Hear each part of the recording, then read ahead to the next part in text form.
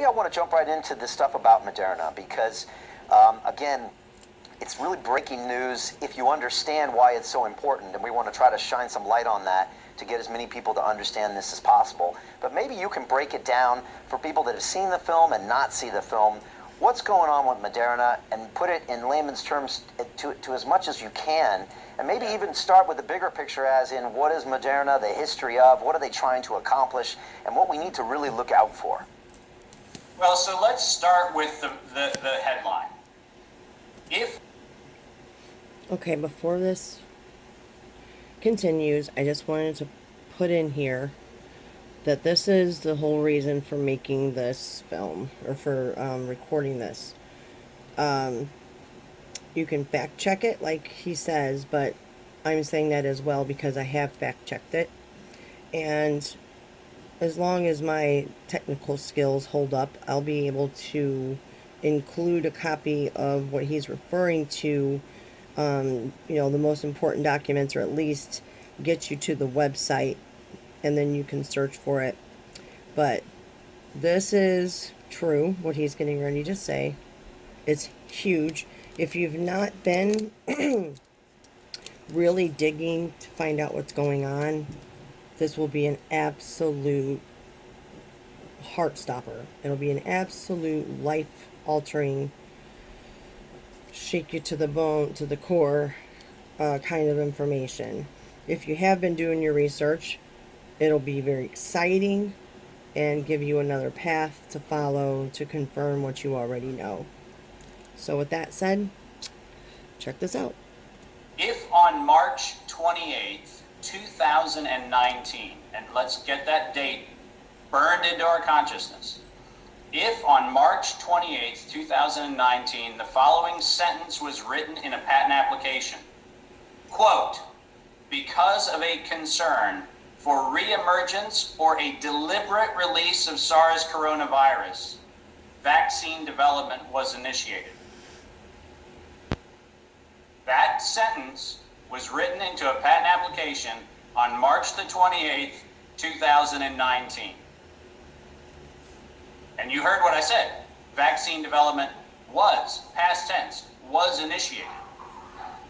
So that means before March 28th, 2019, a deliberate release of SARS coronavirus was not only contemplated, but Moderna wrote it into their patent applications. Just let that chilling fact of what I just said sink in. Right? This is not a company that was operating in the conjecture theoretical world. This was not a company that was in the middle of this anonymous R&D program that was just happenstance to be running along looking at coronavirus. This was a patent application that had first been submitted in 2015. And the United States Patent Office had rejected it. You heard what I just said. They rejected the application, not once or twice. Over and over and over again, they rejected this patent application. But on March the 28th, 2019, suddenly a SARS beta coronavirus specific vaccine, and specifically not just SARS beta coronavirus, specifically the S1 spike protein, the thing that was allegedly novelly modified in December of 2019 in a bat cave in China, that was specifically referenced in March 2019. Now, keep in mind, and Brian, you know this, the company went public in 2018. This patent application was written March 28th, 2019, which means around the time of the IPO, it is reasonable to assume that somebody knew that there was going to be a, are you ready for this? Their words, not mine, reemergence or deliberate release of a beta coronavirus. Yeah, wow is all I have to say to that. Here's the problem. Fact check the hell out of it.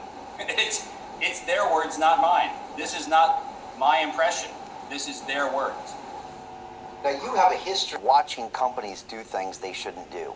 So I'm guessing when you see things like this, you're not as surprised as the general public? I mean, because a lot of people think, oh no, that can't be true. These companies are in our interest. They serve us our coffee and they make our sneakers and they make us healthy. There's no way there's any of this. You're just a conspiracy theorist. I mean, you know, but you see this all the time, right? Correct.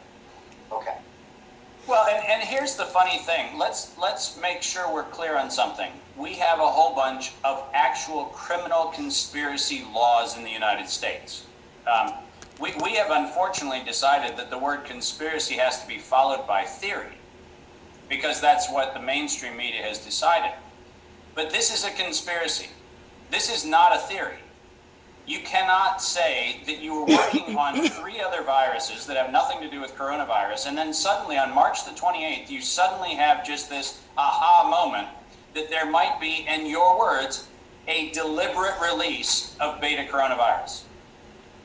That's not an accidental. That's not Doc Brown in Back to the Future falling off a toilet and hitting his head and getting the flux capacitor.